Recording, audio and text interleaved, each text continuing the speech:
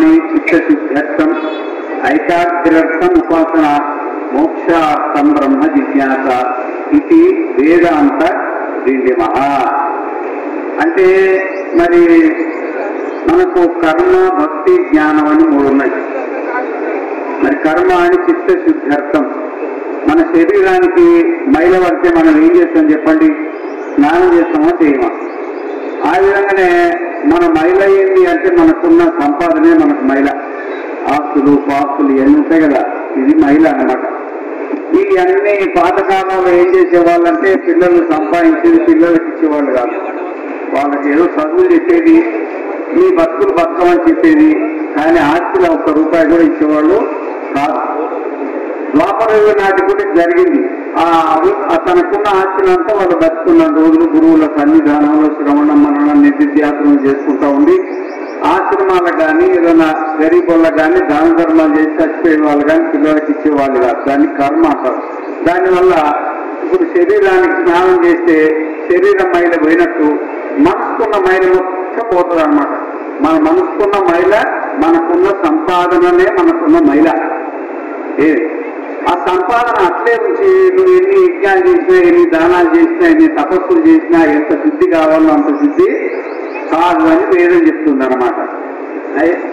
ఐకాగ్రత ఉపాసన, గురుగారి దగ్గర మంత్రోపదేశం తీసుకొని మరి మనసు చెప్పలంగా ఉంటుంది కదా, ఆ చెప్పలంతో పోయి గాలి లేని చోట దీపం పెడితే ఎట్లుంటుంది? దీపం కదలకుండా ఉంటుంది కదా.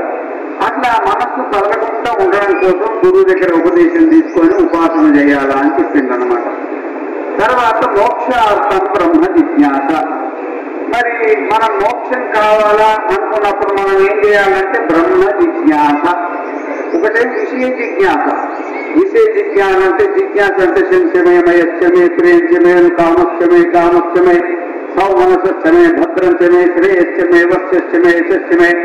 భార్య కావాలా, పిల్లలు కావాలా, ఇల్లు కావాలా, వాకిళ్ళు కావాలా, వ్యాపారాలు కావాలా, ఉద్యోగాలు కావాలా, అది కావాలా, ఇది కావాలా, ఇది ఏమో ప్రపంచ జిజ్ఞాస అంటారు అన్నమాట.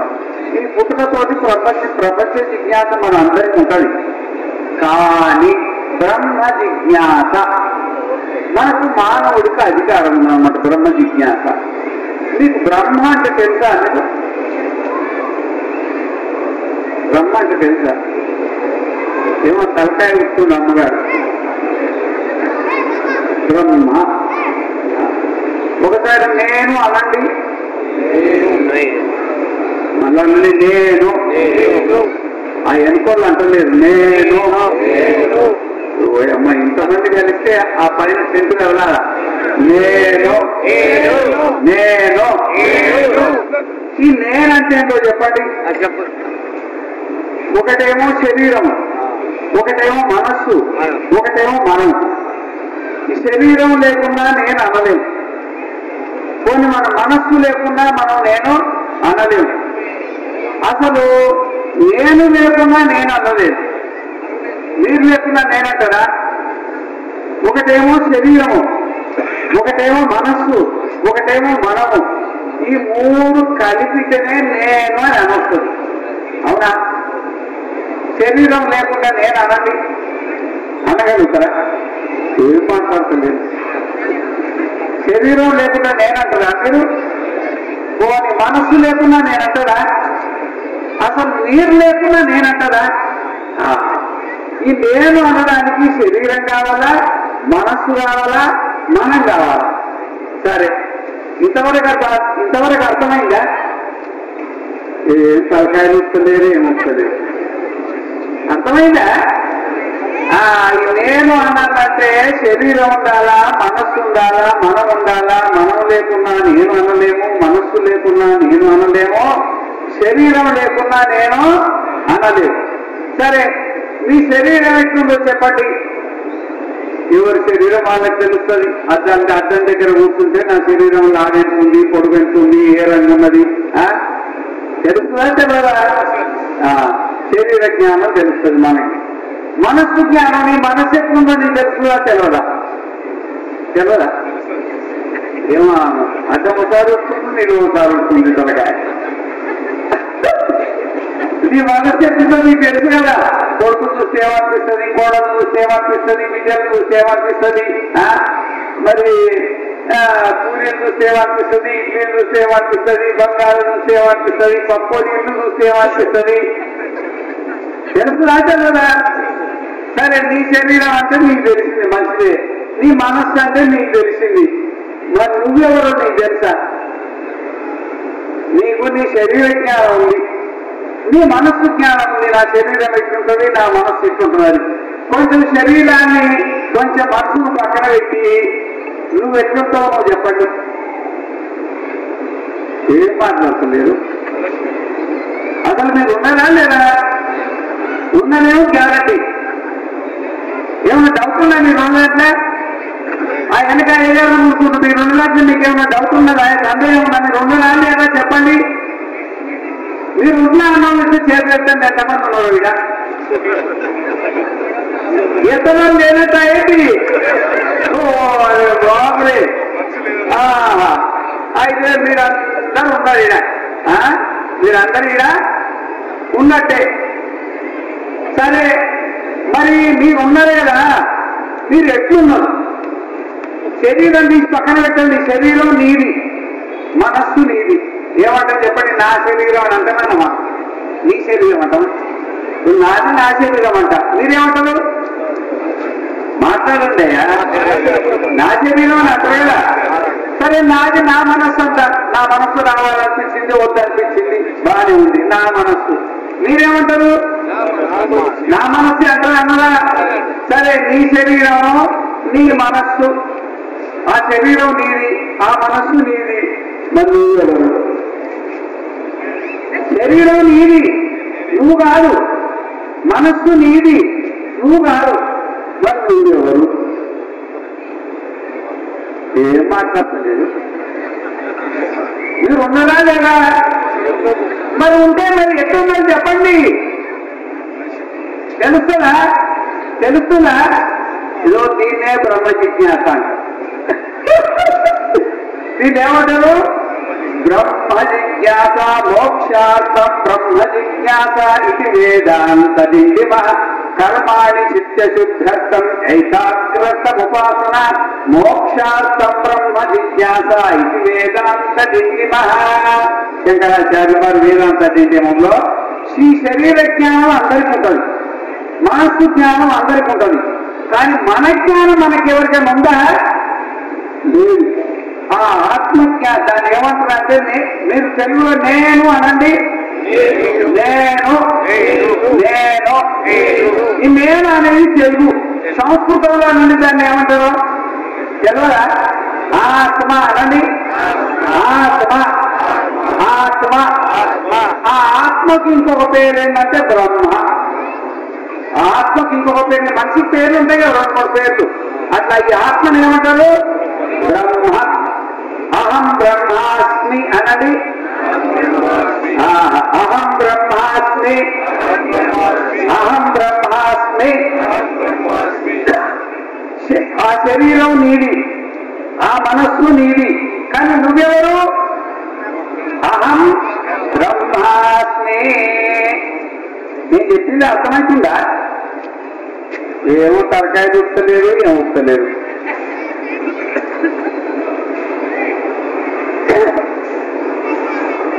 అది నేను. అది ఏమంటారు? నేను సంస్కృతంలో ఆత్మ అంటారు, బ్రహ్మ అంటారు వేద భాషలో. ఆత్మన్నా బ్రహ్మన్నా ఒకటే. ఆత్మజ్ఞానం అన్నా బ్రహ్మజ్ఞానం అన్నా ఒకటే. ఆత్మ సాక్షాత్కారం అన్నా బ్రహ్మ సాక్షాత్కారం అన్నా ఒకటే అన్నమాట. అయితే మోక్షార్థం బ్రహ్మ జిజ్ఞాస. మోక్షార్థం అంటే మోక్షం కావాలనుకున్న వాళ్ళు నేనెవరో అది తెలుసుకోవాలి. జ్ఞానం. శరీరం ఎవరో అందరూ తెలుస్తుంది, మనస్సు ఎట్లుందో తెలుస్తుంది. కానీ ఈ శరీరంలో మనస్సు ఎట్లుంది, మనసులో మనం ఎట్లున్నాము. ఇప్పుడు ఈ శరీరం దేని మీద కూర్చుంది చెప్పండి? కుర్చీ మీద. కుర్చీ దేని మీద కూర్చుంది? భూమి మీద. భూమి మీద కుర్చీ కూర్చుంది. కుర్చీ మీద ఎవరు కూర్చున్నారు? మీరు కూర్చోండి. మీ శరీరం కూర్చున్నారు. మీ శరీరంలో మీ మనస్సు కూర్చుంది. అవునా కదా? ఇప్పుడు మీ మనస్సు నా శరీరంలో ఉందా, నీ శరీరంలో ఉందా? ఎవరి మనసు వాళ్ళ శరీరంలో ఉంది. సరే, ఇప్పుడు కుర్చీలో శరీరం ఉంది, శరీరంలో మనస్సు ఉంది, మనస్సులో మనం ఉన్నాం. మనం ఎక్కడ ఉన్నాం? మనస్సులోనే ఉన్నావా? ఇప్పుడు లైన్కి వచ్చింది, ఇప్పుడు గుర్తు పెట్టుకోండి. ఇక భూమి మీద కుర్చీ ఉంది, కుర్చీలో నీ శరీరం ఉంది, నీ శరీరంలో నీ మనస్సు ఉంది, నీ మనస్సులో ఎవరున్నారు? నువ్వు ఉన్నావు. నువ్వు ఉన్నావు, నేనున్నా, అందరూ ఉన్నావు. బాగుంది.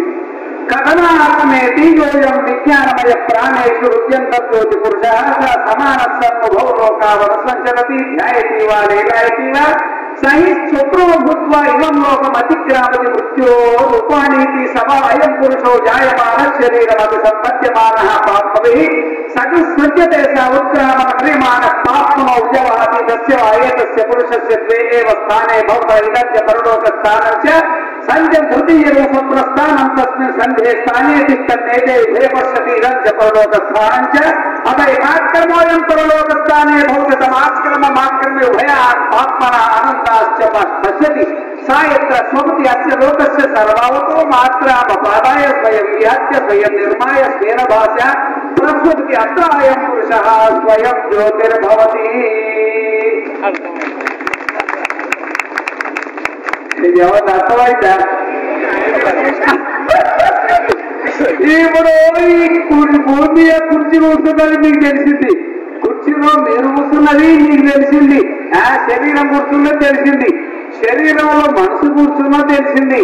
ఆ మనసులో నువ్వు కూర్చున్నావు నీకు తెలియదు కదా, అది ఎట్లా కూర్చున్నావో చెప్తున్నాను అన్నమాట. ఇది ఏం లేదు, మనసులో మనం ఉన్నాం కదా, ఎత్తున్నాం. గతమరాజమేటి మనం ఆత్మ, మనం ఆత్మ ఎందు కూడా మనకు ఆత్మజ్ఞానం లేదు, శరీర జ్ఞానం ఉంది, మనస్సు జ్ఞానం ఉంది, ప్రపంచ జ్ఞానం ఉంది. కానీ మరి ఈ ప్రపంచాన్ని వాడుకొని, శరీరాన్ని వాడుకొని, మనస్సును వాడుకొని అతనికి దళాది 14 లోకాలల్లా జన్మ తర్వాత జన్మ, పునరభిజననం, పునరభిజననం, పునరభిజనని జననే శైనవంకుల 14 లోకాలలో సంచారం చేస్తున్న ఈ మనమో మనకు తెలవదు. దీనిని ఏమంటారు? జ్ఞానం అంటారా అజ్ఞానం అంటారా? చెప్పండి. లైట్లో ఉంటారులే. నేనెవరో తెలుసుకుంటే దాన్ని జ్ఞానం అంటారు, నేనెవరో నాకు తెలియకపోతే నేను ఏమంటారు? అజ్ఞానేన వృతం జ్ఞానం తేన ముఖ్యంతి జంతవః జ్ఞానేన తు తదజ్ఞానం యేషాం నాశితమాత్మనః తేషాం ఆదిత్యవత్ జ్ఞానం ప్రకాశయతి తత్పరం తద్బుద్ధయః తదాత్మానః తన్నిష్ఠాస్తత్పరాయణాః గచ్చంత్య పునరావృత్తి జ్ఞాన నిర్ధూత కల్మషాః. భగవద్గీతలోనే మాట అన్నమాట. కథమాచమేది యాజ్ఞవల్కుడు మరి జనక మహర్షి యాజ్ఞవల్కుని అడుగుతుంది. జనక మహర్షిని జనకుడు అని ఒక రాజు ఉండేనమ్మా. జనకుడు ఒక రాజు, ఆయనకు ఒక భార్య ఉంది. ఆ భార్య పేరు మైత్రి. ఆ మైత్రేయి దగ్గరికి వెళ్ళింది. ఉద్యాస్యన్వాహమస్మాతు స్థానాదస్మి అంతత అనయా కాశ్యాయన్యాం సంకరవాణి సా భూవాచ యద్భవోయం పృథివీ సర్వా విత్తేన పూర్ణా స్యాత్ కథం తేనామృతా స్యాంతి నేతి హోవాచ యాజ్ఞవల్క్యః యథైవ ఉపకరణవతాం తథైవ తే జీవితం స్యాత్ అమృతత్వస్య సునాశాస్తి విత్తేనేతి. ఆయన ఆ భార్య దగ్గరికి వెళ్ళిండు. అమ్మ, గృహస్థం అయిపోయింది, నాకు సన్యాసానికి అనుమతి ఇవ్వండి. మేము సన్యాసం తీసుకొని గురువుల దగ్గర కూర్చొని అడవుల్లో కూర్చొని తపస్సు చేస్తాము. మీరు ఆడవాళ్ళు మా ఇంట్లో తిరగలేరు కదా అరణ్యాలకు, అడవులకి, కాబట్టి అనుమతి. గృహస్థం ఎప్పుడైపోతుంది అంటే చిన్న సంతానానికి సంతానం కలిగితే గృహస్థం అయిపోతుంది. అర్థమైందా నేను చెప్పింది? ఏం మాట్లాడతలేదు, అర్థమైనదమ్మా? చిన్న సంతానానికి సంతానం అయితే గృహస్థం అయిపోతుంది. బ్రహ్మచర్యం ఎప్పుడైపోతుంది? పెళ్లి చేసుకున్నా, సన్యాసం తీసుకున్నా బ్రహ్మచర్యం అయిపోతుంది. అర్థమైంది కదా? బ్రహ్మచర్యం, గృహస్థం, వానప్రస్థం, సన్యాసం నాకు ఆశ్రమాలు కదా. బ్రహ్మచర్యం ఎప్పుడైపోతుంది? పెళ్లి చేసుకున్నా అయిపోతుంది, సన్యాసం తీసుకున్నా అయిపోతుంది. ఆ విధంగానే మరి గృహస్థం ఎప్పుడైపోతుంది అంటే చిన్న సంతానానికి సంతానం కలిగితే గృహస్థము అయిపోతుంది. ఇద్దరికి అయిపోతుంది, భార్యకి అయిపోతుంది, భర్తకు అయిపోతాడు. అప్పుడు ఏం చేయాలా? వానప్రస్థం ఎత్తిపోవాలా? ఇల్లు ఏం చేయాలా? ఎత్తిపోవాలా? అట్లా ఎత్తిపోకపోతే జ్ఞాని అంటారా అజ్ఞాని అంటారా? చెప్పండి చెప్పండి అమ్మా, ఏం మాట్లాడతలేరు? వీళ్ళ భయం కొట్టుకున్నది. వామో అంతా ఇంచుమించు అమ్మాయి వాళ్ళే ఉన్నాము కనిపించిన స్వామి ఎక్కడ రమ్మంటే ఏం చేయాలమ్మా? చిన్న సంతానం కలిగితే ఇంకా మనం ఇంట్లో ఉండకూడదు అన్నమాట. ఆయన యాజ్ఞవల్కుడు అంటాడమ్మా, చిన్న సంతానం అయిపోయింది, ఇక నేను బయలుదేరితే ఏదో పెళ్లి చేసుకున్నామో, పిల్లలను కన్నామో, పెంచినామో, పెద్దగా చేసినామో, ఎవరి దారి వాళ్ళకు చూపెట్టిన తర్వాత ఇక మనకు అసలు దారి ఒకటి ఉండదు అనమాట. అసలు దారి ఏంటంటే జనకో వైదేహ కూర్చా ఉపవాచ నమస్తే భగవాన్ నమస్తే యాజ్ఞవల్క్య అనుమాసాది సహోవాచ యథో వై వృందారక ఆడ్యస్సన్న నీతవేద ఉత్కోపనిషత్క ఇతో విముచ్యమాన క్వా గమిష్యసీతి నాహం భగవాన్ తద్వేద ఎత్ర గమిష్యామి అథమైతే అహం తద్వదిష్యామి ఎత్ర గమిష్యసీతి బ్రవీతు భగవాన్ ఇది. అంటే ఆ యాజ్ఞవల్కుని దగ్గరికి జనక మహర్షి వచ్చి మన ఆంజనేయ స్వామి వారు రామవారి దగ్గర ఎట్లా కూర్చోడు మోకాళ్ళ మీద దండ పెట్టుకుని దాన్ని కూర్చాసనం అంటారు. ఆ కూర్చాసనం మీద కూర్చొని స్వామి నాకు ఉపదేశం చేయండి అని అంటాడు. ఉపదేశం చేయండి అంటే ఈ యాజ్ఞవల్కుడు అంటాడు, అయ్యా మూట ముళ్ళ అంతా సర్దుకున్నావు, మూట ముళ్ళే అంతా సర్దుకొని నువ్వు ప్రయాణం అవుతున్నావు కదా, ఎక్కడికి పోవాలనుకుంటున్నావు అని. మూట ముళ్ళే అంటే ఇది చెప్పండి. మనం చేసుకున్న కర్మ, మనం చేసుకున్న భక్తి, మనం చేసుకున్న జ్ఞానము, మనం చేసుకున్న దానము, మనం చేసుకున్న ధర్మం చచ్చిపోయేప్పుడు మనపై ఏమొస్తుంది? ఇదే ముల్లే. నువ్వు ఎంత సంపాదించినదో అంతా ఇక్కడ వదిలిపెట్టాల్సిందే. జైసా ఆయా వైసా గయా, నంగా ఆయా और నంగా గయా. కానీ మన ఎంబడి ఒకటి వస్తుంది అనమాట. ధనాన్ని భూమో పశవచ్చ గోష్ఠే నావిగ్రహ జనా శ్మశానే దేహస్థితాయాం పరలోక మార్గే ధర్మానుగో గచ్చతి జీవ ఏకః కర్మానుగో గచ్చతి జీవ ఏకః. వేద భాషలో దీన్ని విపాకము అంటారు. ఏమంటారు? విపాకము. విపాకము అనండి.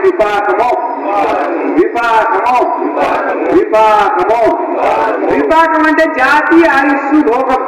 అంటే మనము ఇంకా 5 నిమిషాలు తర్వాత చచ్చిపోదాం అనుకో, ఇక 5 నిమిషాల్లో చచ్చిపోతాం. చచ్చిపోయేప్పుడు ఏ జాతిలో పుట్టాలా, ఎంత కాలం బతకాలా, ఎవరెవరితో సుఖ దుఃఖాలు అనుభవించాలా అని మూటలు తీసుకుని వెళ్తాం. ముందే నిర్ణయం అవుతుంది ఇక్కడనే ఏ జన్మలో. అంటే జీవుల మధ్య 4 లక్షల సాగు పుట్టుకలిక్కడ ఎవరు చేసిన వారి కర్మములు అనుభవించేది అక్కడ అంటే ఇంకో జన్మలో అని. కాబట్టి మనము 84 లక్షల జీవరాశుల్లో మనం చనిపోయినప్పుడు ఏ శరీరంలో పుడతామో ఆ శరీరం మనకు కనబడుతుంది. నేను చెప్పేది అర్థమవుతుందా? నువ్వు దేవత శరీరంలో పుట్టే దేవత శరీరం ప్రత్యక్షమైతే 5 నిమిషాల ముందే పశు పక్షి క్రిమి కీటగా మనం చేసిన పుణ్యాన్ని బట్టి పాపాన్ని బట్టి మన కర్మాన్ని నిర్ణయం చేస్తుంది అనమాట. ఏ జన్మలు ఇస్తారో ఆ శరీరము మీరు నాకు కనబడట్టుగా, నేను మీకు కనబడట్టుగా అట్లా ప్రత్యక్షంగా కనబడుతుంది ఆ శరీరం. అది జాతి అంటారు. ఆయుస్సు మనం చేసిన కర్మ ఉన్నది కదా, ఆ కర్మ ఎంతకాలం అనుభవించాలా అనేది. ఎవరెవరితో సుఖ దుఃఖాలు అనుభవించాలా అని అంటే భార్య ఎవరైతారు, భర్త ఎవరైతారు, పిల్లలు ఎవరైతారు, ఇవన్నీ మనం రెడీ చేసుకునే బయలుదేరుతామంట. దీన్ని విపాకము అంటారు అనమాట. ఈ విధంగా మరి ఓ జనక మహర్షి నువ్వు ఎన్నో యజ్ఞాలు చేసినావు, ఎన్నో దానాలు చేసినావు, ఎన్నో తపస్సులు చేసినావు, నువ్వు చక్రవర్తి ఉండి అశ్వమేధ యాగాలు పెద్ద పెద్ద యాగాలు చేసేసి ఆయనకు ఈ యాజ్ఞవల్కుడికి అంతకుముందే 5 మంది గురువులు ఉన్నారు. ఎంతమంది? 5 మంది. యాజ్ఞవల్కుడితో కూడా 6 మంది గురువులు. మరి 6 మంది గురువుల దగ్గర ఉపదేశం తీసుకొనే, అంటే గురువులు 6 మంది ఉంటారా? ఎవరన్నా ఒక్కరే ఉంటారు కదా అని అనుకుంటా కదా. కానీ గురువులు 6 మంది ఉంటారు. 6 మంది ఎక్కువనే ఉంటారు. నేను వ్యాకరణం ఒక గురువు దగ్గర నేర్చుకున్నా, న్యాయం ఒక గురువు దగ్గర నేర్చుకున్నా, వేదాంతం ఒక గురువు దగ్గర నేర్చుకున్నా, యోగం ఒక గురువు దగ్గర నేర్చుకున్నా, మంత్రోపదేశం ఒక గురువు దగ్గర తీసుకున్నా, సన్యాసం నాకు 10 మంది గురువులు ఉంటారు. ఆ గురువులు ఎంతమంది ఉంటే ఏదైతుంది? ఒకటే ఉండాలని నియమం లేదు. కానీ మరి ఆ విషయానికి ఆయన గురువు అన్నమాట. ఆ విషయానికి ఆయన గురువు. ఈ విధంగాను మరి ఇంతకుముందు 5 మంది గురువులు ఉపదేశం తీసుకొని ఇవన్నీ కర్మలు చేసి పోవడానికి సిద్ధంగా ఉన్నావు కదా. యథా వృందారక ఆద్యస్సన్ అతీత వేద ఉత్కోపనిషత్త అన్ని వేదాలు చదివి యజ్ఞాలు చేసి దానాలు చేసి ఎక్కడ పోవాలనుకున్నావు? ఇప్పుడు నేను అడుగుతా. ఇప్పుడు ఇది హైదర్గూడనా? హైదర్గూడ ఇప్పటి వరకు ఎంతమంది చచ్చిపోతారు చెప్పండి అందాల? ఏం మాట్లాడలేదు. మీ ఇళ్ళల్లో ఎవరైనా కొంతమంది చచ్చిపోయిందా? మీ పక్కిళ్ళలో కొంతమంది చచ్చిపోయిందా? మీ కాలనీలో కొంతమంది చచ్చిపోయిందా? పోలేదా? కొంచెం గట్టిగానే నీకు అట్లా పోయిందా? పోలేదా? సరే, వాళ్ళందరూ పోయిండు. మనం పోతావా? పోవా? డేట్ తెలియదు. చచ్చిపోయిన వాళ్ళ డేట్స్ తెలుసు మనకు, కానీ బతుకున్న వాళ్ళ డేట్లు తెలియదు. పోయేది మాత్రం గ్యారంటీ. ఏం చెప్పేది కరెక్ట్ చెప్పేదిగా. సరే, ఇప్పుడు నేను ఎక్కడి నుండి వచ్చిన అంటే బిఎన్ రెడ్డి నగరు వ్యవస్థపురం విశ్వనాథ క్షేత్రం నుండి వచ్చిన. ఇప్పుడు కార్యక్రమాన్ని ఎడిపోతా నేను విశ్వనాథ క్షేత్రం పరాశరాశ్రమం అని పోట కదా. సరే, ఇది టెంపరీ అర్థవసరం అనమాట. మనం ఈ శరీరాన్ని వదిలిన తర్వాత ఎక్కడికో చోటు పోవాలి కదా. ఆ అడ్రస్ మీ దగ్గర ఉన్నాయా? మరి కైతే జాయిన్ చెప్తాం. అడ్రస్ తీసుకొని ఏదో పోవాలా? ఓయమ్మా, నాకు అడ్రస్ చేయాలంటే మల్లారెడ్డి పంపించింది. నేను 2 సార్లు పంపించింది, 2 సార్లు పంపించింది. ఇట్లా కాదు అట్లా కాదని డైరెక్షన్ అని చెప్తున్నాడు అనమాట. నాకు ఈ నుంచి ఎక్కండి, ఆ నుంచి దిగండి, లొకేషన్ షేర్ చేసింది అనమాట. మరి అంత అడ్రస్ తీసుకొని మేము వస్తేనే కరెక్ట్ రాగలేనాం కదా. రావాలనుకున్న చోటికి మనం అడ్రస్ తీసుకొనే రావాలా, పోవాలనుకున్న చోటికి మనం అడ్రస్ తీసుకొనే పోవాలా. మనకు పోయేటివి ఎన్ని ఉన్నాయి చెప్పిగా. ఒకటి నరకము.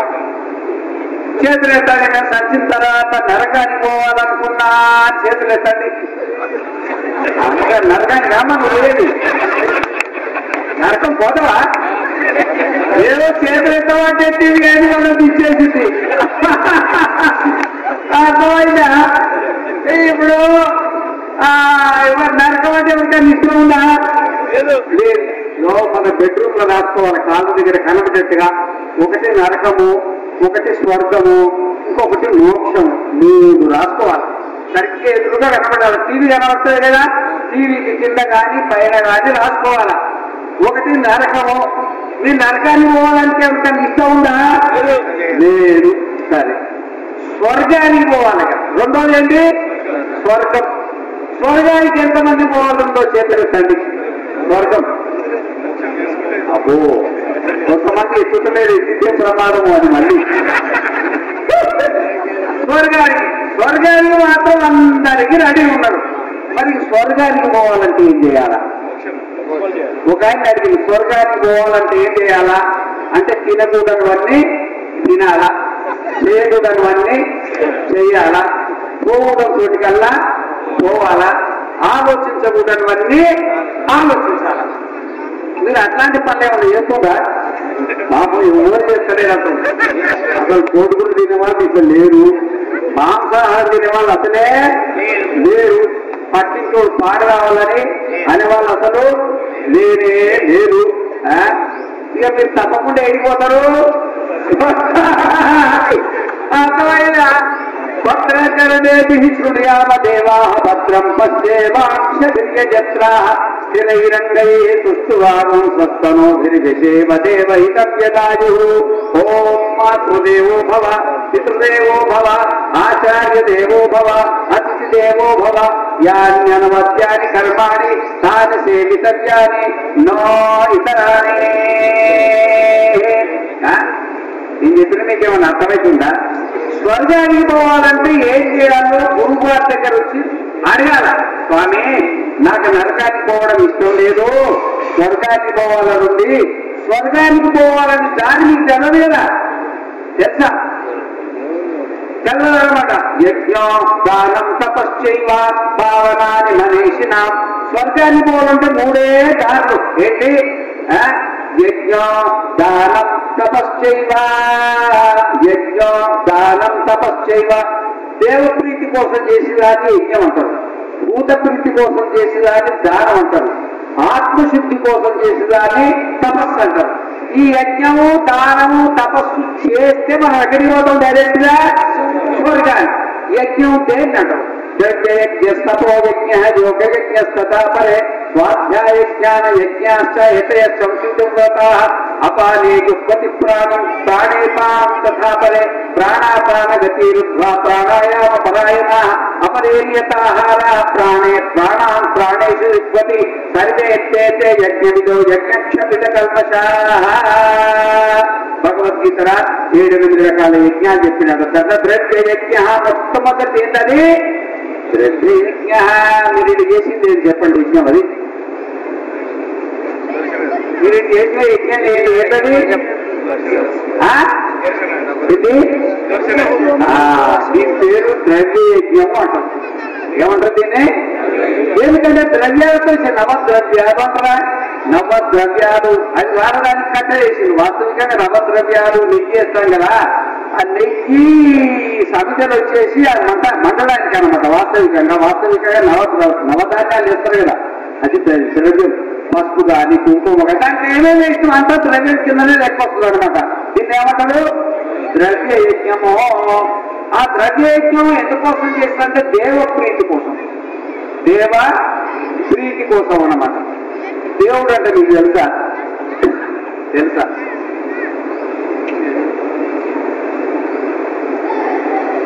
నేను ఆత్మజ్ఞానాన్ని మొదలుపెట్టి ఇక్కడికి వచ్చినది, మళ్ళీ ఇల్లు దాడికి పోతా.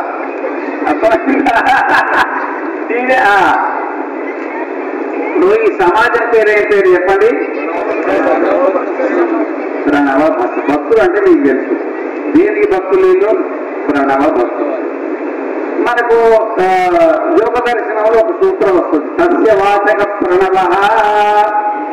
అంటే మనము యజ్ఞం చేసినా, దానం చేసినా, తపస్సు చేసినా, కర్మ చేసినా, భక్తి చేసినా, జ్ఞానం చేసినా ఒకవేళ ఆత్మసాక్షాత్కారం కలగలేదనుకో, అటువంటి వాళ్ళు ఈశ్వరుని ప్రణిధానం అంటే ఈశ్వరుడికి సమర్పితం కావాలి.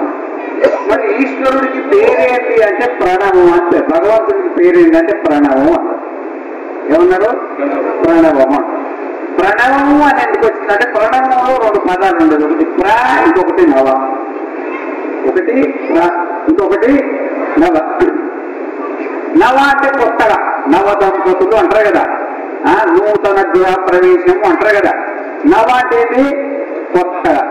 కొత్తగా అంటే ఇప్పుడు యజ్ఞానికి అది కొత్త కుండలు కట్టుకొని వచ్చారు. ఆ కొత్త కుండలు 50 ఏళ్ళు ఉంటాయా? పాతగా అయిపోయి అప్పుడు నవ అంటావా దాన్ని? అనడానికి లేదన్నమాట. ఓ ఇల్లు కట్టాం, ఆ ఎన్నేళ్ళు ఉంటుందో 200 సంవత్సరాలు ఉంటుందా? అది పాత. ఈ ప్రపంచంలో ఏ వస్తువు అయినా కొత్తగా ముందు కొత్తగా ఉంటుంది, తర్వాత ఏమైతుంది? పాతగా అవుతుంది. భగవంతుడు అట్లా ప్రణవ అంటే భూత భవిష్యత్తు వర్తమాన కాలాలలో కూడా ఎప్పుడు మారుకుంటూ ఉంటుంది. ఇప్పుడు శరీరం ఉంది, శరీరం చిన్న ఉన్నప్పుడు ఇప్పుడు ఉందా? అట్లా లేదు. మారిపోయిందా? మారలేదా? మారి. ఇప్పుడు నేను అనండి, నేను, ఈ నేను అనేది మారిందా? పుట్టినప్పటి నుండి పిల్లోడు నేనే అంటాడు, వయసులో ఉన్నోళ్ళు నేనే అంటాడు, ముసలోళ్ళు కూడా నేనే అంటారు. మళ్ళా నేను పోయిన జన్మలో ఎట్లున్నా, మళ్ళీ నేను పోయిన జన్మ పోతుంది, నేను వచ్చే జన్మ ఎట్లున్నా, ఈ నేను మారదనమాట. ఆ నేనే పరమాత్మ, ఆ నేనే పరమాత్మ. అది మారదనమాట. ఆ నేను అనేది మారుతుంది. నేను స్త్రీని, నేను పురుషుడిని, నేను ధనవంతుని, నేను దరిద్రుణ్ణి, నేను బ్రాహ్మణుణ్ణి, నేను బ్రహ్మచారిని, నేను వానప్రస్థుని, నేను సన్యాసిని. ఈ నేను మారి ఇవన్నీ బయటికి మారి నేను మారిందా? అది ఆ మారందే ప్రణవ, పరమాత్మ స్వరూపం అన్నమాట. పరమాత్మ స్వరూపం. అయితే ఈ పరమాత్మకు ఎన్నో పేర్లు ఉన్నాయి, కానీ ఒక అంతర్యామి అని ఒక పేరుంది. ఏ పేరు? అంతర్యామి. అంతర్యామి అంటే ఏంటంటే ఇందుగలడు అందులేడని సందేహము వలదు చక్రి సర్వోపగతుండు ఎన్నెందు వెనక్కి చూసినా అందందే గలడు దానవాకులని వింటే. ఇది మాట ఎవరు చెప్పిండు? ప్రహ్లాదుడు. ఎవరితో అన్నాడు? హిరణ్యకశిపుడు. అరే నారాయణ నారాయణ నారాయణ నారాయణ ఏడుంటాడు రా 14 లోకాల తిరిగి అంత చూసేస్తున్నా నాకు ఏడ కనబడలేదు ఏడుంటాడంటే ఇందుగాడు అందులేదంటే ఒక చోట ఉండి ఒక చోట లేదని కాదు, కానీ చూసే విధానం తెలవాలి. చూసే విధానం. ఇప్పుడు కళ్ళకు పట్టీలు కట్టుకున్నాం చూడండి, కళ్ళకు పట్టీలు కట్టుకొని చూడండి, ఎంత పెద్ద కోటీశ్వరుడైనా నేను కనబడుతున్నా. మరి నేను చూడాలంటే ఏం చేయాలా? పట్టి పళ్ళ అయిపోతా. ఆ విధంగానే అజ్ఞానం అనే పట్టి మనసుకుంది. పరమాత్మ అంటే ఏంటో తెలియదు. దానికి కారణ శరీరం అంటారు. ఏమంటారు? కారణ శరీరం అంటారు. అది మనకు తెలియదు అనమాట. ఆ పట్టి ఇప్పి ఆ కారణ శరీరాన్ని చెప్పుకుంటే నీకు పరమాత్మ జ్ఞానము కలుగుతుంది. పరమాత్మ భూమిలో, నీళ్లలో, అగ్నిలో, గాలిలో, వాయువులో, ఆకాశంలో, సూర్యుడిలో, చంద్రుడిలో అంతగా పరమాత్మ ఉన్నాడనమాట. కానీ పరమాత్మ పేర్లు అనేకం ఉంటాయన్నమాట. ఈ పేరే పేరు మల్లారెడ్డి. మల్లారెడ్డి నీ పేరా, నీ శరీర పేరా చెప్పు? ఇవన్నీ కలుపుకొని పేరు పెట్టింది. దాన్ని అన్ని కలుపుకొని పేరు పెట్టింది. మల్లారెడ్డి అని పేరు పెట్టింది. ఇక మరి మల్లారెడ్డి పేరు ఉంది కదా. ఆ విధంగానే భూమి అనండి, నీరు, అగ్ని, గాలి, వాయువు, ఆకాశము, సూర్యుడు, చంద్రుడు. ఇప్పుడు ఈ మల్లారెడ్డిలో ఒకటి ఆత్మ ఉందా లేదా? ఆ ఆత్మ ఎక్కడో చెప్పండి, శరీరం నిండుందా లేదా? కానీ మల్లారెడ్డి కనబడుతుంది, కానీ మల్లారెడ్డి ఆత్మ కనబడుతుందా? కనబడకపోయినా మరి ఆ శరీరాన్ని నడిపించేది లోపల ఆత్మనే కదా. ఆత్మ లేకపోతే కాలు కలుగుతుందా, చెయ్యి కలుగుతుందా, కన్ను కలుగుతుందా, మనసు కలుగుతుందా? కేనేషితం పదవి ప్రేషితం మన కేనేషితం వాచంతం వదంతి చక్షుశ్రోత్రం కౌదేవో విమక్తి శ్రోత్రస్య శ్రోత్రం మనసో మనో యత్ వాచో అవాచసౌ ప్రాణస్య ప్రాణ చక్షుష చక్షురతి ముఖ్య ధీరా ప్రేత్యాస్మాలోకాదమృత భవంతి. ఈ కన్నుకు కన్ను లోపల ఉండాలా, లేకపోతే కన్ను చూడలేదు. ముక్కుకు ముక్కు లోపల ఉండాలి, అసలు ముక్కు. అది అది అంటేనే ముక్కు ఆత్మ చూస్తున్నారు అనమాట. ఈ శరీరంలో పంచ జ్ఞానేంద్రియాలు, పంచ కర్మేంద్రియాలు, పంచ ప్రాణాలు, మనస్సు, బుద్ధి, చిత్తం, అహంకారం అన్నిటికీ ఒక ఆత్మ ఉన్నది అనమాట. ఇవన్నీ కనబడుతుంది, కానీ అది కనబడుతుందా? కనబడకపోయినా ఉందా లేదా? ఆ విధంగానే ఈ భూమిని నడిపించేది, నీళ్లను నడిపించేది, అగ్ని నడిపించేది, గాలిని నడిపించేది, ఆకాశాన్ని నడిపించేది ఒక ఆత్మ ఉన్నది అనమాట. ఆ ఆత్మ పేరు ఏం పేరు? పరమాత్మ. ఆత్మ పేరు ఏమంటారు? ఇప్పుడు అమ్మగారు ఉంటారు కదా. ఇప్పుడు అమ్మగారు పిల్లలు కట్టరు కదా. కట్టరా కన్నరా? ఆ చచ్చిపోయిన వాళ్ళు కట్టరా? చచ్చిపోయిన వాళ్ళు పిల్లలు కనుక చూసింది ఎక్కడన్నా హాస్పిటల్లో ఇక్కడ అక్కడ. మరి పిల్లల్ని కనాలంటే ప్రాణం ఉండాలా ఉండొద్దా? ఉండాలా. ఇప్పుడు ఈ భూమి ఉంది. ఈ భూమిలో 21 లక్షల రకాల చెట్లు వస్తున్నాయి. ఎన్ని చెట్ల కన్నా వస్తాయి? పక్కన చెట్టు ఉంది కదా, ఏనాడు వచ్చింది అది? దానికి ప్రాణం లేకపోతే పిల్లలకి అంటారు, దాని పిల్లనే అది. ఆ చెట్టు ఎవరి పిల్లమ్మా? మీరు అన్నారా? అది బీజం ఏదో బీజం వేరే. ఇప్పుడు పెళ్లి చేస్తున్న తర్వాత అయ్యగారి బీజం అమ్మగారికి పోయి అమ్మగారి పిల్లలకి అంటది. అది ప్రకృతి విధానం అన్నమాట. ఆ విధంగానే 21 లక్షల రకాల బీజాలు ఉన్నాయి, కానీ కన్నదే జాట. మరి ప్రాణం ఉంటే కన్నదా, ప్రాణం లేకపోతే కన్నదా? చెప్పయ్యా, ప్రాణం లేదంటారు. మరి ప్రాణం లేకపోతే ప్రాణం లేకున్నా పిల్లలు, ప్రాణం లేకున్నా భూమి చెట్లను కన్నదంటే ప్రాణం లేకున్నా ఆడేళ్ళు ఏం కనాలా? సంతానం కనగలుగుతారా? ఎట్లయితేనో ఆ విధంగానే భూమికి కూడా ప్రాణం ఉంది. ఉన్నా లేదా? ఈ అమ్మగారి పేరు ఏం పేరమ్మా? ఏ పేరు? అబ్బో, భాగ్యలక్ష్మి చాలా మంది ఉన్నారు. ఇక భాగ్యలక్ష్మి. మీ భాగ్యలక్ష్మి అనే పేరు నీకా, నీ శరీరానికా? నీ శరీరానికి నీకు అన్ని కలిపేసింది. ఆ విధంగానే భూమికి ఒక పేరు ఉంది. దాన్ని ఏమంటారంటే భూదేవి. భూమి అనేది శరీరం. భూమిలో కూడా ఆత్మ ఉంది. దాని పేరు ఏం పేరు? భూదేవి. నీళ్ళున్నది. మరి నీళ్ళల్లో 21 లక్షల రకాల జాతులు పుడతాయి. ఎన్ని? దాన్ని జలచరాలు అంటారు. ఏమంటారు? జలచరాలు నీళ్ళలో. మరి దానికి ఆత్మ లేకపోతే ఎంత పుట్టున్నాయి? అది దాంట్లో బరాబర్ ఆత్మ ఉందన్నమాట. ఆ ఆత్మ పేరు ఏం పేరు? వరుణుడు. అగ్నిలో ఆత్మ ఉంది, అగ్ని పేరు ఏం పేరు? అగ్నిదేవుడు. వాయువులో ఆత్మ ఉంది, దాని పేరు ఏం పేరు?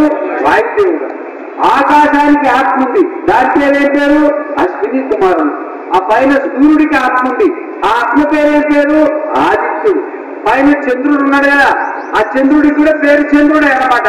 వాస్తవికంగా ఇవన్నీ శరీరాలు, కానీ శరీరంలో ఉండే ఆత్మకే పేరు. శరీరంలో ఆత్మ ఉంటేనే పేరు ఉంటుంది అన్నమాట. ఈ శరీరం నుండి ఆ శరీరంలో ఆత్మ లేదనుకో అప్పుడు ఏమంటారు? దీన్ని శవము అంటారు. ఏమంటారు? శవము అంటారు. ఆత్మ శవం అంటారు. ఆయననే ఈ పంచమహాభూతాలలో ఆత్మ లేకపోతే ఏమైతుందంతా శవాలు అయిపోతాయి అనమాట. అంటే మొత్తం ప్రళయం వచ్చేస్తుంది అనమాట.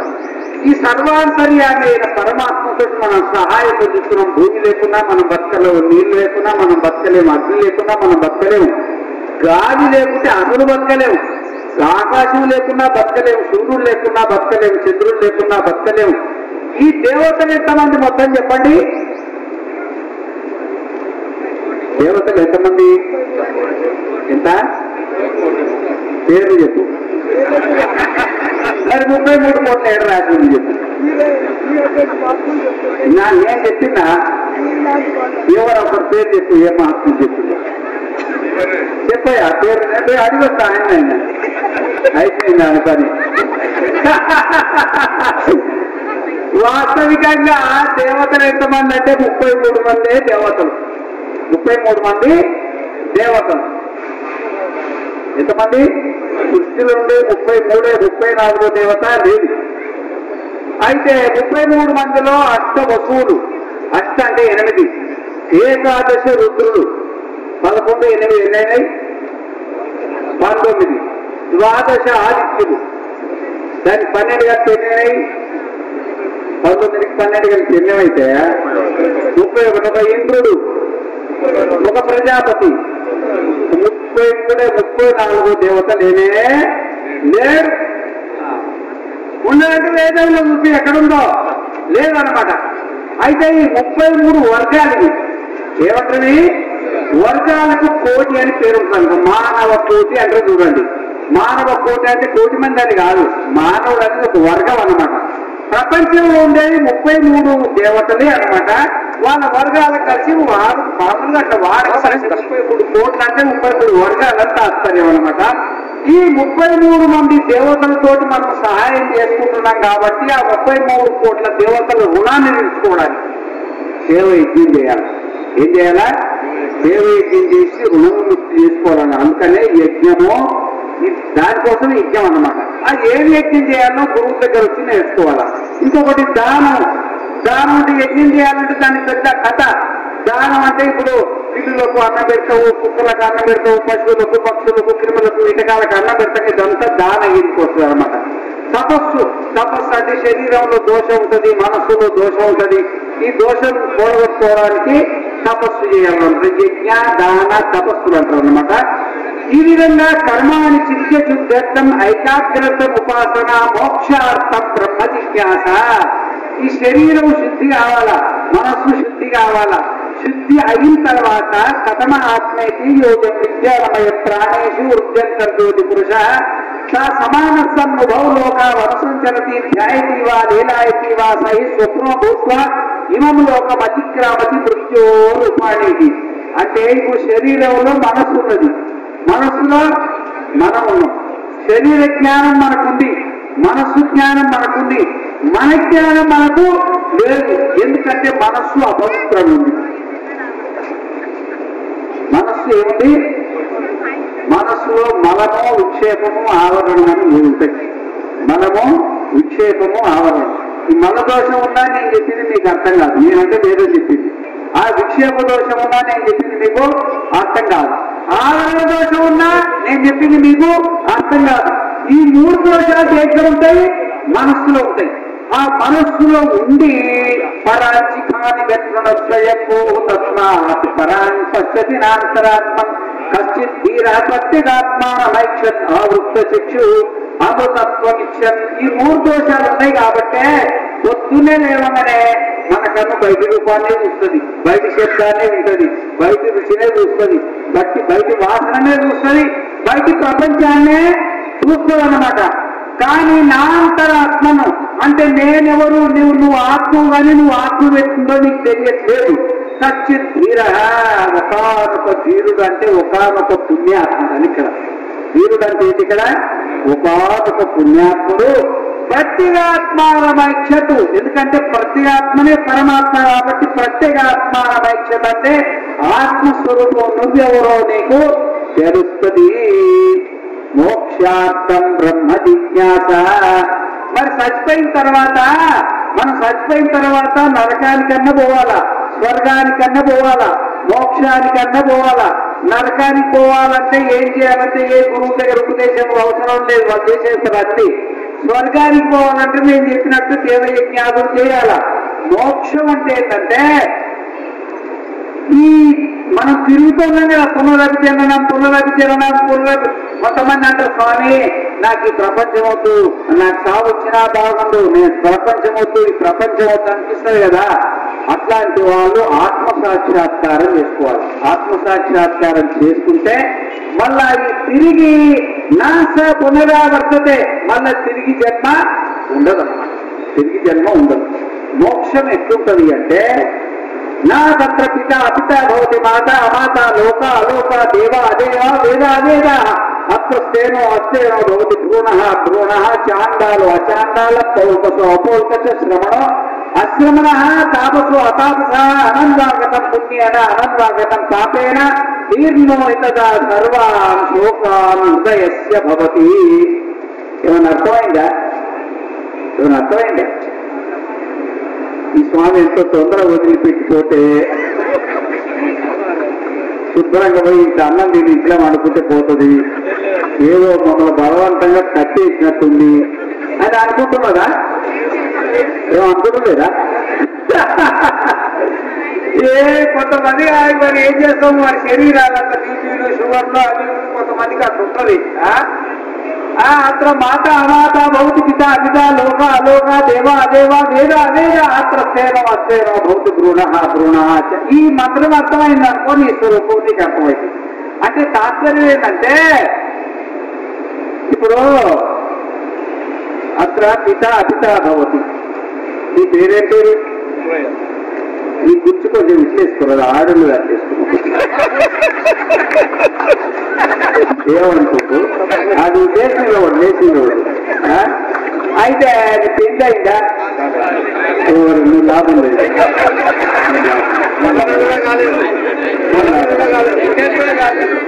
ఆయన తెలుస్తున్నారు నువ్వు దేశంలో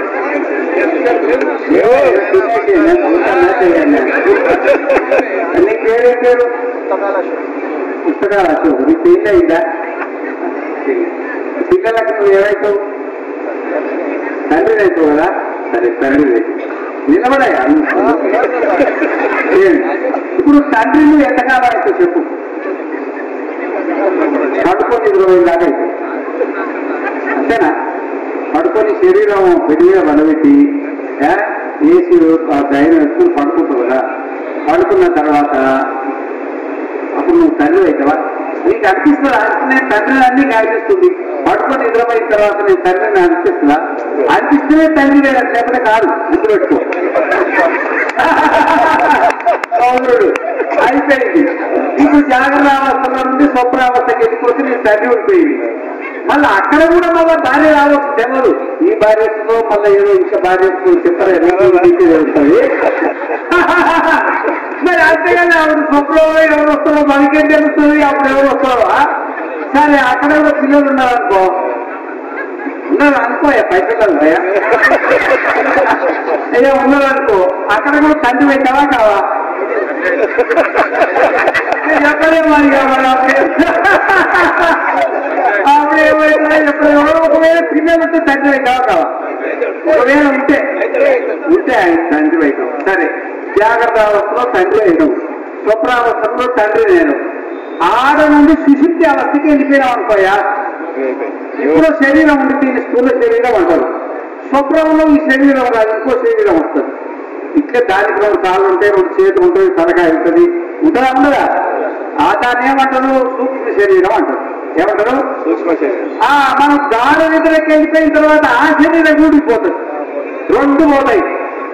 ఇప్పుడు ఈ శరీరంలో నువ్వు తండ్రి అని నీకు ఉంది, నిద్రపోయిన తర్వాత స్వప్నంలో కూడా తండ్రి అని ఉంది, శిశుత్తులో నీకు తండ్రి అని ఉంటుంది. అయ్యా అప్పుడు ఏమైనా తండ్రి కాకుండా అయినవా? అట్లనే తల్లి కాకుండా పోతున్నా కూడా, గురువు కాకుండా పోతారా కూడా, శిష్యుడు కాకుండా పోతారా కూడా, బ్రహ్మచారి కాకుండా అవుతారా కాదా, సన్యాసి కాకుండా అవుతారా కాదా?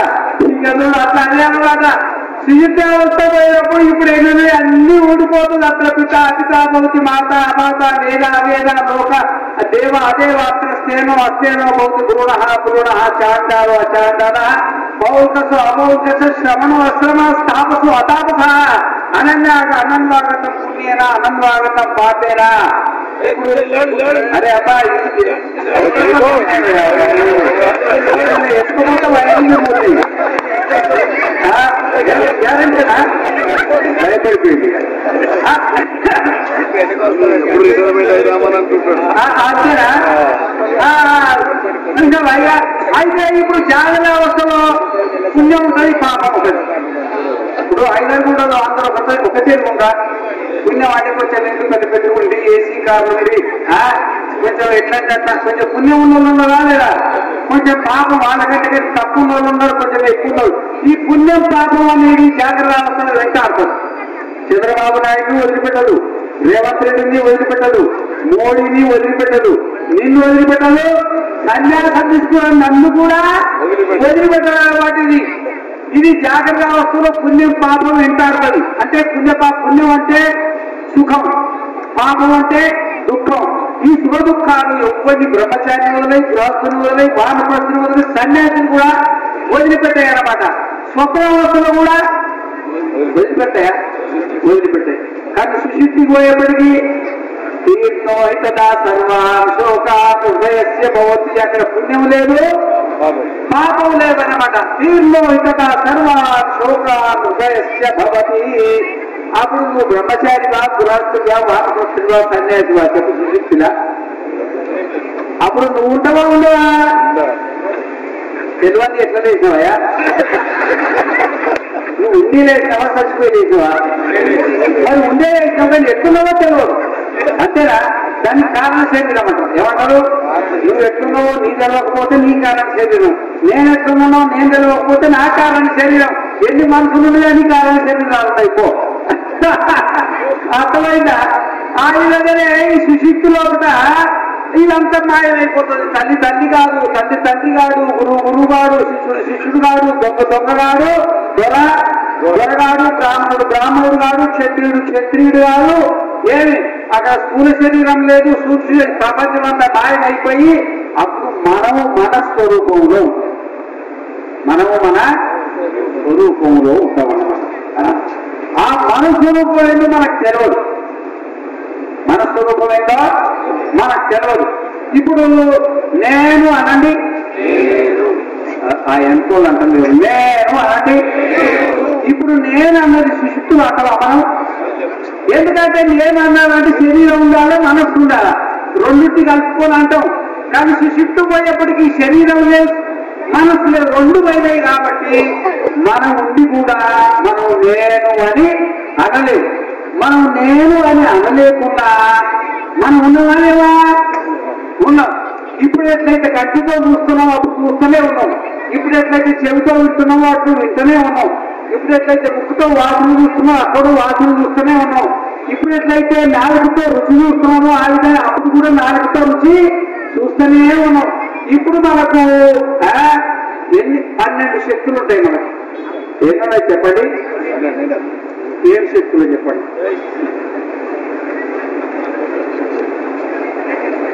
ఏం మాట్లాడతలేరు. ఇప్పుడు మనకి ఎన్ని శక్తులు ఉన్నాయి? 12 అనమంటే అన్నారు. కానీ ఏమంటే మీరు చెప్పగలుగుతున్నా? చెప్తలేదు. ఏంటి మనకున్న 10 ఇప్పుడు ఎన్ని శక్తులు ఉన్నాయో సుశుద్ధిలో మనకు అన్ని శక్తులు ఉన్నాయి. ఇప్పుడు ఎన్ని శక్తులు ఉన్నాయంటే పంచ జ్ఞానేంద్రియాల ద్వారా పంచ విషయాలు చూస్తున్నాం. పంచ జ్ఞానేంద్రియాలంటే కన్నుతో రూపము, చెవుతో శబ్దము, ఇది మీకు ఐడియా ఉంది కదా 12. తర్వాత పంచ కర్మేంద్రియాలు, కాళ్ళు చేతులు ఉన్నాయి కదా, పంచ కర్మేంద్రియాలతో కర్మం చేస్తున్నావా లేదా? పంచ జ్ఞానేంద్రియాలతో 5 జ్ఞాన శక్తులు ఉన్నాయి, పంచ కర్మేంద్రియాలతో 5 కర్మ శక్తులు ఉన్నాయి. ఆ విధంగానే ఒకటి మనోశక్తి, ఇంకొకటి బుద్ధిశక్తి. మనసుతో సంకల్పం చేసుకొని బుద్ధితో పనిచేస్తామా చేయమా? ఇప్పుడు మొత్తం ఎన్ని శక్తులు అయ్యాయి? నేను చెప్పింది అర్థమవుతుందా? అర్థం కాకపోతే పనిచేస్తాం ఉపన్యాసం. కొంతమంది సంతోషం పడుతుంది పనిచేస్తే బాగుంటుంది. ఏం లేదు కదా. ఇప్పుడు ఎన్ని ఉన్నాయో స్వప్నావస్థలో 12 ఎట్లున్నాయో సుషుప్తి అవస్థలు కూడా 12కి 12 అట్లే ఉన్నాయి. కానీ ఇప్పుడు ఈ 12 శక్తులు పనిచేయాలంటే ఈ శరీరం ఉండాలా, మనస్సు ఉండాలా.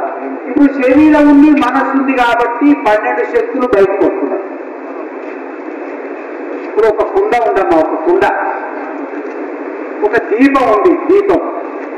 ఆ దీపం వెలిగించి కుండ బోర్ తీయండి, కుండ బోర్ తీయండి, చిమ్మ చీకట్లో పెట్టండి. నీకేమిటి ఎత్తులు వస్తుందా? ఏమైంది? ఎత్తులు లేకపోయినా లోపల దీపం ఉందా లేదా? ఏం మాట్లాడుతుంది ఉన్నారా? మరి ఉంటే ఎందుకు ఎత్తులు వస్తలేదు? కుండ కుండ కుండ అదే కుండకు 12 చిల్లులు పెట్టిందనుకో, 12 చిల్లులు పెట్టిందనుకో, ఆ 12 చిల్లులు కూడా ఎన్ని ఎత్తులు వస్తాయి? 12 ఎత్తులే. కానీ వాస్తవంలో ఒకే ఎత్తులు ఎన్ని అయింది? ఉండే లోపల ఒకే ఎత్తులు, కానీ బయటికి వెళ్ళలేదు. ఇదే అన్నమాట. ఉండేది ఒకటే ఆత్మ, మనకు 12 రకాలుగా అయింది. అదే కట్టుకుంట చూసేది అదే, చెవుకుంట వినేది అదే, మనసుతో సంకల్పించేది కూడా అదే. ఉండేది ఒకటే. ఎన్ని అయింది? 12. ఇప్పుడు ఎన్ని ఉన్నాయో? స్వప్నావస్థలు ఎన్ని ఉన్నాయో సుషుప్తి అవస్థలు కూడా అన్నీ ఉన్నాయి. కానీ అప్పుడు చిల్లులు లేని కుండ బోర్లు ఇచ్చినట్టయి. రంధ్రాలు లేని కుండ బోర్లు ఇస్తే ఏ విధంగా అయితే ఎత్తులు రాదో ఆ విధంగానే అప్పుడు ఒక బోర్లు ఇచ్చిన కుండ లేక అయిపోయింది. కానీ కుండ బోర్లు ఇస్తే దీపం పోతుందా? పోదు. అప్పుడు కూడా మనం ఉన్నాం. కనుక్కుందా? అదే విషయాన్ని ఎత్వై తన్న పశ్యతి పశ్యన్వై తన్న పశ్యతి నహి ప్రశ్న దృష్టే విపరీలోపో విద్యతే అవినాశిత్వాత్ నతో తద్వితీయమస్తి తతోన్యత్ని భక్తం పశ్యే. ఎత్వై తన్న పశ్యతి, మనం శిష్టాలతో చూస్తూనే కదా, చూస్తూనే చూడట్లేదు, చూస్తూనే ఆ దీపం ఎట్లయితే వెలుగుతూనే వెలుగుతలేదు. ఎందుకంటే కుండ కుండ బోధించారనమాట. నానాచిత్ర ఘటోదరస్థిత మహాదీప ప్రభాస్వరం జ్ఞానం యస్యతి చక్షురాధికరణ ద్వారా బహిస్పందతే జ్ఞానానీతి సమేవ భాంతమనుధాత్యేతత్ సమస్తం జగత్ తస్మై శ్రీ గురుమూర్తయే నమ ఇదం శ్రీ దక్షిణామూర్తయే. అంతేనా? ఈ నానా చిత్ర ఘటోదర స్థిత నేను తెలుగులో చెప్పిందని శంకరాచార్యులు సంస్కృతంలో చెప్పిందనమాట. ఆ విధంగా ఎట్లయి తన్న పద్ధతి మన చూసేదానికి మన లోపం లేదనమాట. మనం చూస్తూనే ఉన్నాం. ఎందుకంటే నహి ద్రష్టు దృష్టే విపరీలోపో విద్యతే. అంటే మన ఆత్మస్వరూపం చూసేది ఉంది. ఇప్పుడు నన్ను చూస్తుందా? నేను మిమ్మల్ని చూస్తున్నావా? ఈ చూసే స్వభావం మనకు మరణించేది కాదు, వినే స్వభావం మరణించేది కాదు, రుచి చూసే స్వభావం మరణించేది కాదు. ఎందుకంటే నిత్యత్వ సూర్యుడి కంటే ఎత్తులు వేడి తన నిత్య స్వభావమో మనకు ఈ పంచ జ్ఞానేంద్రియాల, పంచ కర్మేంద్రియాల, మనస్సు, బుద్ధి ద్వారా ఈ ప్రపంచాన్ని గ్రహించే శక్తి మన స్వభావం అన్నమాట. ఆ స్వభావం మరణించేది కాదు. నిత్యత్వాన్ని మనం నిత్యం అన్నమాట. అదే ఎత్తుడు ఎట్లయితన్న పశ్యతి పశ్యన్వైతన్న పశ్యతి నైద్రష్టో దృష్టే విపరిలోపో విద్యతే అవినాశిత్వాత్ నతు తద్వితీయమస్తి తతోన్యత్యు భక్తం పశ్యేత్ యద్వైతన్న జిగ్రతి జిగ్రన్వైతన్న జిగ్రతి నహి ఘ్రాతుం ఘ్రాతే విపరిలోపో విద్యతే అవినాశిత్వాత్ నతు తద్వితీయమస్తి తతోన్యత్యు భక్తం జిగ్రేత్ యద్వైతన్న రసయతి రసేన్వైతన్న రసయతి నతు రసయితు రసయితే విపరిలోపో విద్యతే అవినాశిత్వాత్ నతు తద్వితీయమస్తి తతోన్యత్యు భక్తం యద్వైతసేత్ యద్వైతన్న వదతి వదన్వైతన్న వదతి నహి వస్తుల్ వస్తే విపరిలోపో విద్యతే అవినాశిత్వాత్ నతు తద్వితీయమస్తి తతోన్యత్యు భక్తం యద్వసేత్ यद्वैतन्न शृणोति शृण्वन् वैतन्न शृणोति नदि श्रोतु श्रुतेर्विप्रलोको विद्यते अविनाशित्वात् न तु तद्वितीयमस्ति ततो यदि भक्तं शृणुयात् यद्वैतन्न मनुते मन्मो वैतन्न मनुते न हि मन्त्रुमतेर्विप्रलोको विद्यते अविनाशित्वात् न तु तद्वितीयमस्ति ततो यदि भक्तं यन्मन्वीत यद्वैतन्न स्पृशति स्पृशन् वैतन्न स्पृशति न हि स्पृष्टु स्पृष्टेर्विप्रलोको विद्यते अविनाशित्वात् न तु तद्वितीयमस्ति ततो यदि भक्तं यदुस्पृशेत् यद्वैतन्न विजानाति विजानन् विजानन् वैतन्न विजानाति न हि विज्ञातुर्विज्ञातेर्विप्रलोको विद्यते अविनाशित्वात् न तु तद्वितीयमस्ति ततो यदि भक्तं यद्विजानीयात् शरण एको दृष्टाद्वैतो भवत्येष ब्रह्मलोक सम्राटिचैन मनुष्यशास एषास्य परमागति एषास्य परमा सम्पदा एषोऽस्य परमो लोकः एषोऽस्य परम आनन्दः एकस्यैव आनन्दस्य अन्यानि भूतानि मात्रामुपजीवन्ति ఏమన్నా అర్థమైందా ఏమన్నా అర్థమైందా ఆచారవాద ఏం అర్థం కాలేదంటే నేను చెప్పింది సంస్కృతంలో మీరున్నది సంస్కృతంలో ఈ సంస్కృతం రాదనమాట అది నేర్చుకుంటే ఇది వస్తుంది అనమాట ఇంతకుముందు చెప్పినట్టే మనకి ఎన్ని తెలుగులు ఉన్నాయో శిశుద్ధులు కూడా అంత తెలివి అట్లాగే ఉన్నది ఎందుకంటే మన తెలివి నశించేది కాదు కాబట్టి ఆ తెలివిని ప్రకటన చేయడానికి మనకు శరీరం మనసు తోడు లేదు కాబట్టి అప్పుడు ప్రకటన చేయలేకపోతున్నాము మెలుకున్న తర్వాత శరీరం మనసు తోడైంది కాబట్టి ఓహో నేను స్త్రీని నేను పురుషుని నేను ధనవంతుని నేను దరిద్రుని నేను బ్రహ్మచారిని నేను సన్యాసి నేను సన్యాసి ప్రవచనకర్తను అహంకారం అన్నమాట నాకు ఉపన్యాసం ఇవ్వాలే లేదు అహంకారం మమకారం నారాయణ ఎన్ని రకాల కారాలు చెప్పడానికి దీన్ని అనమాట ఇవన్నీ శరీరం మనసుతో అయితే ప్రకటన అవుతుంది అనమాట ఈ మన స్వరూపం సుశుద్ధిలో మన స్వరూపం ఉంది కదా ఈ మన స్వరూపము ఆ స్వరూపాన్ని మనం తెచ్చుకోవాలి జాగ్రత్త స్వరూపం నీది కాదది స్వప్నావస్థలో నువ్వు అనుకున్న స్వరూపం నీది కాదు శరీరం నిండే నువ్వు ఉన్నావు కానీ నువ్వు ఎట్లున్నావో నీకు తెలియదు మనస్సు నిండా నువ్వు ఎట్లున్నావు కానీ నువ్వు ఎట్లున్నావు నీకు తెలియదు నీ శరీరంలోనే కాక బయట కూడా నువ్వు ఉన్నావు కానీ ఎట్లున్నావో నీకు తెలియదు నీ మనస్సులో నువ్వు ఉన్నావు కానీ ఇంకా బయట కూడా ఉన్నావు నీ స్వరూపం నువ్వు ఎట్లున్నావో నీకు తెలియదు అనమాట ఆత్మవారే దర్శన్య శ్రోతవ్యో మంతవ్యో నిధిధ్యాసితవ్య మైత్రేయి ఆత్మనావా అలా అరే దర్శనైన శ్రవణైన మధ్య విజ్ఞానైన ఇదగం సర్వం విదితం దీనికి మీరు ఏం చేయాలంటే గురువు దగ్గరికి పోవాలి ఏం పోవాలా గురువు దగ్గరికి ఎప్పుడు పోవాలా గృహస్థం పూర్తి అయితే వచ్చేయాలి గృహస్థంలో ఉంటే నీరు పడతారు గృహస్థంలో ఉంటే భార్య ఒక పక్క పిల్లలు ఒక పక్క వ్యాపారం ఒక పక్క ఉద్యోగం ఒక పక్క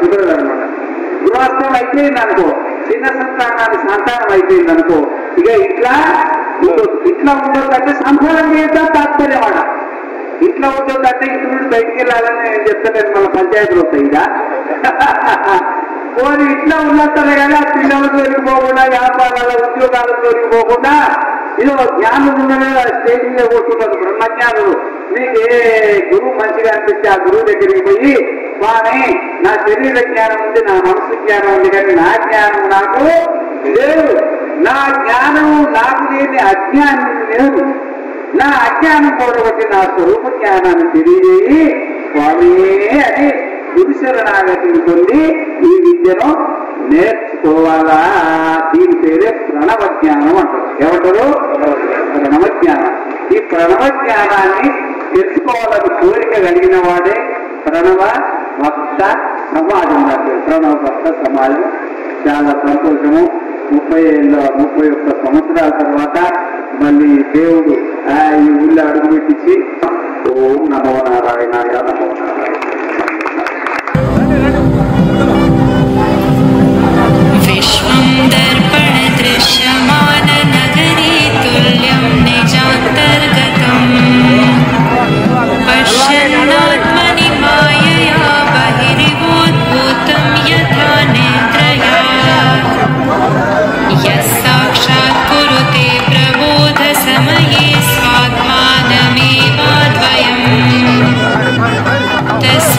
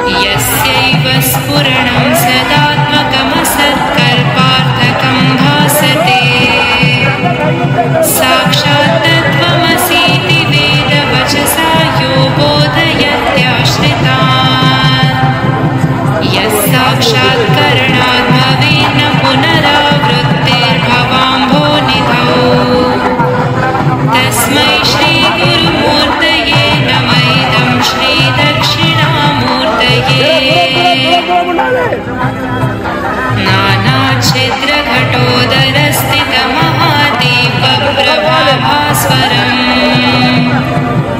ज्ञानं यस्य तु चक्षुरादिकरणद्वारा बहिः स्पन्दते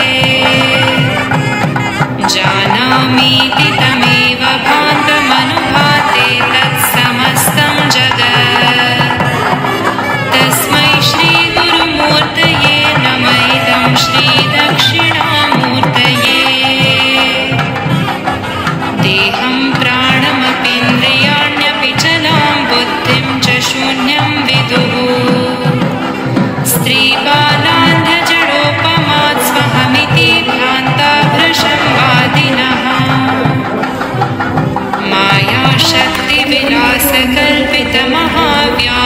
मायाशक्तिविलासकल्पितमहाव्यामोहसंहारिणे तस्मै श्रीगुरुमूर्तये नमः इदं श्रीदक्षिणामूर्तये राहुग्रस्तदिवाकरे तु सदृशो माया समाच्छादनात्